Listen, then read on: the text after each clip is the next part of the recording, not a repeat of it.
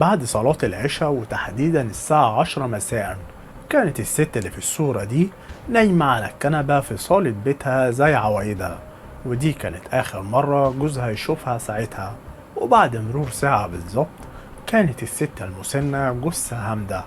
يا ترى مين اللي قتل السيدة المسنة بدون رحمة ولا إنسانية وبالشكل البشع ده؟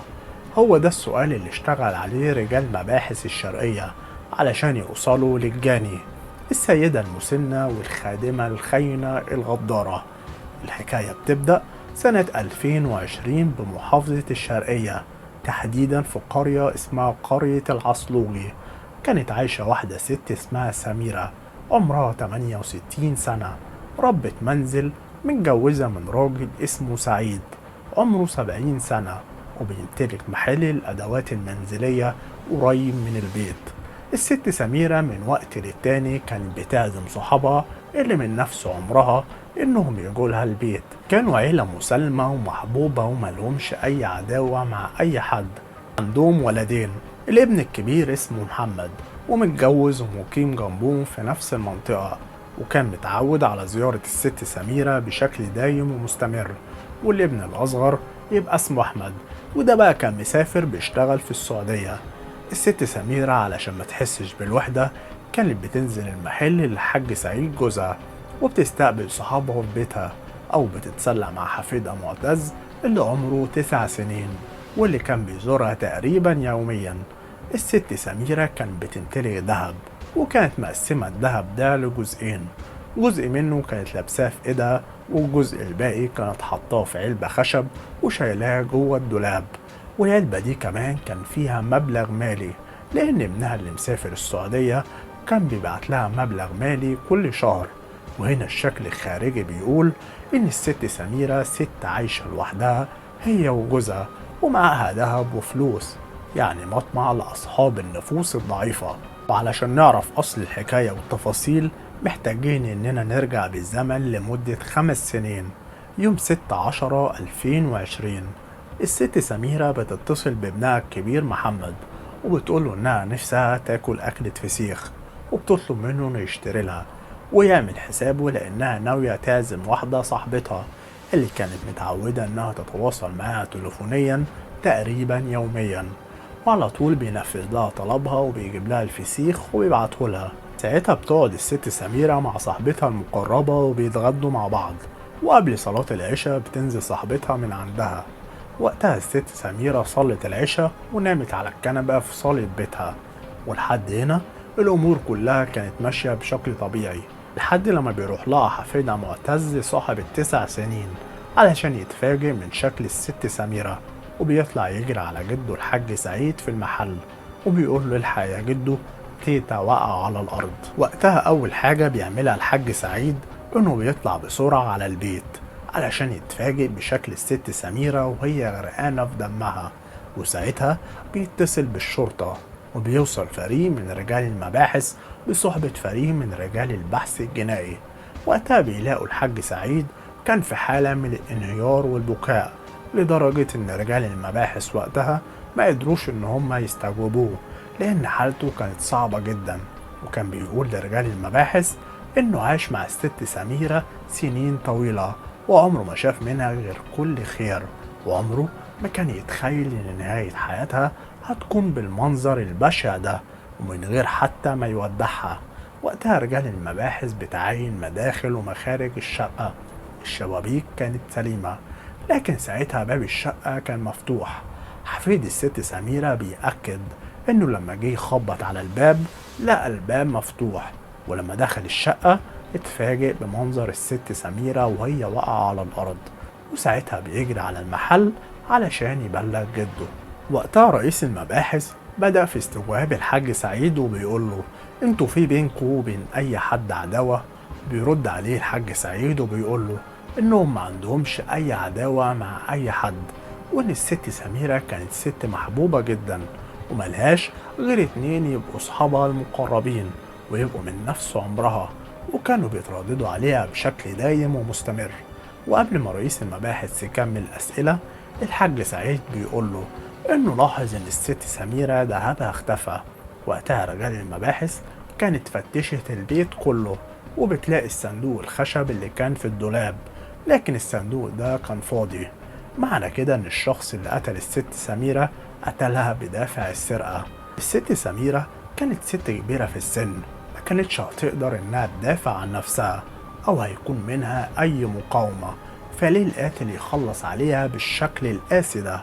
كل دي أسئلة كانت بتطرح نفسها قدام رجال المباحث الشرقية، خصوصا إن ما كانش فيه أي بصمات في مكان الجريمة.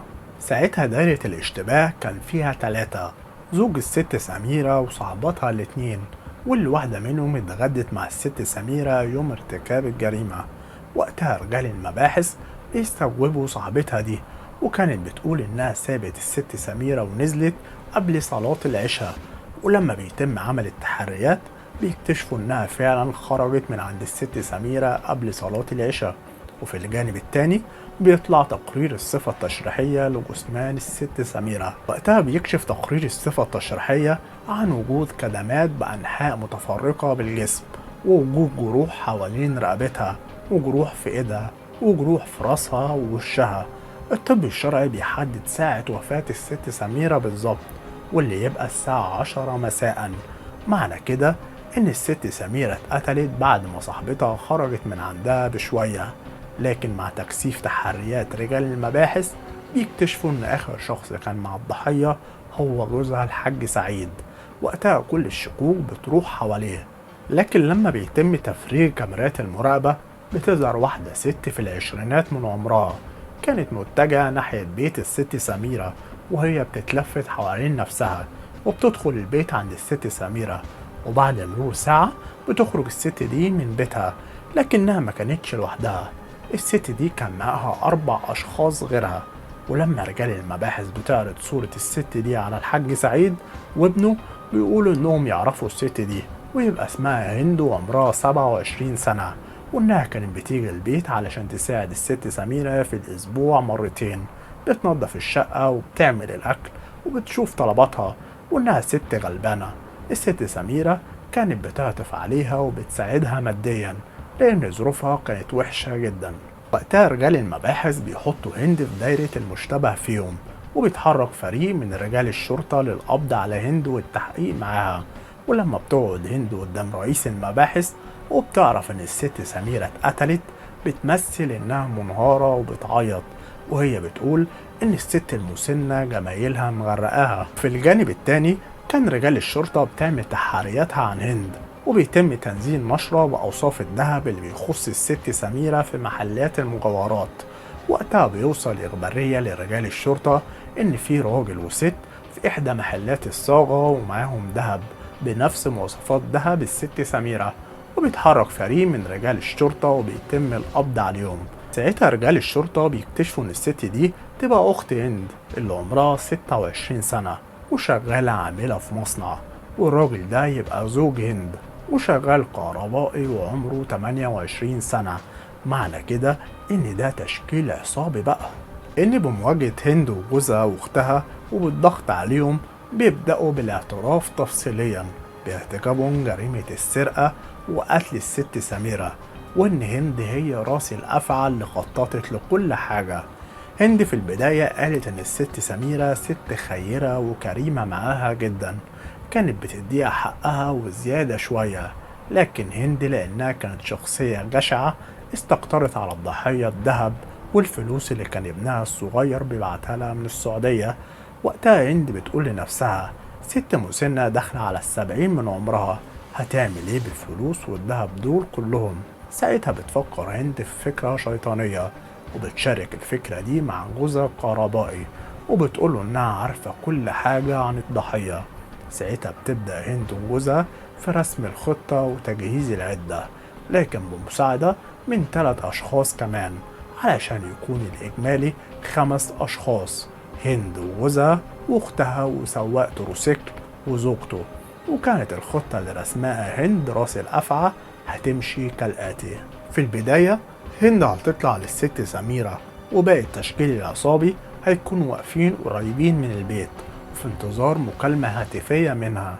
هند كانت رسمة إنها تطلع الأول علشان تتأكد إن الست سميرة قاعدة لوحدها في البيت، وتعمل حجتها إنها محتاجة فلوس.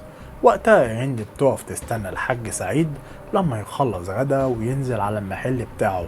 بعدها هند بتطلع للست سميرة وبتقول لها إنها محتاجة مبلغ مالي.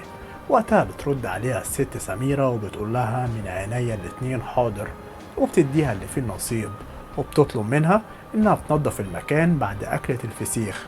لكن صحيح المثل اللي بيقول اتقي شر من أحسنت إليه.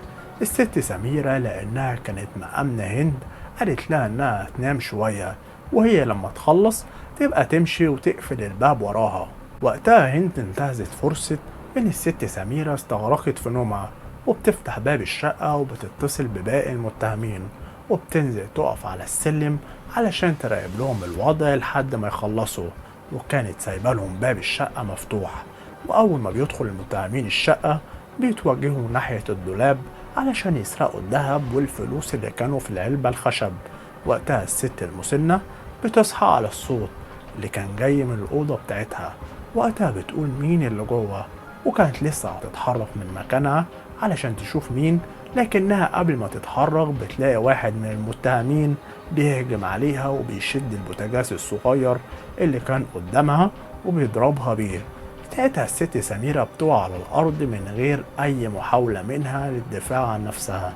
وقتها باقي المتهمين ما بيكتفوش بكده، لا دول بيهجموا على الست المسنة وبينهالوا عليها بالضرب، اللي بيمسكها من رقبتها واللي بيضربها في بطنها واللي بيضربها في رجلها. الأربعة بيستغلوا ضعفها وكبر سنها، لكن أصلا الست سميرة من أول ضربة كانت وقعت على الأرض جثة هامدة. وبعد ما بيتأكدوا من موت الست سميرة بيسرقوا ذهبها وفلوسها وتليفونها، وبعدها بيخرجوا من الشقة وبيسيبوا الباب مفتوح. وبتنزل هند ووراها الأربعة المشتركين معاها في الجريمة. رجال الشرطة بتاخد الخمس متهمين بحراسة مشددة لتمثيل الجريمة، وبينزل الخمسة آخر جلساتهم سنة 2021 في محكمة جنايات الزقازيق، وبيتحكم عليهم بأحالة أوراقهم لفضيلة المفتي. وهنا لازم تاخدوا بالكم من الناس اللي بتدخل بيوتكم، وخصوصا كبار السن اللي بيحتاجوا حد علشان يساعدهم في البيت، لأن زادت جدا الجرائم اللي من النوع ده. وخليك فاكر كويس أول المثل اللي بيقول اتقي شر من أحسنت إليه، أو بمعنى صح حرص ولا تخون. استنى أعرف رأيكم في التعليقات، وما تنسوش تستنوا الحلقة الجاية، وأشوفكم على خير.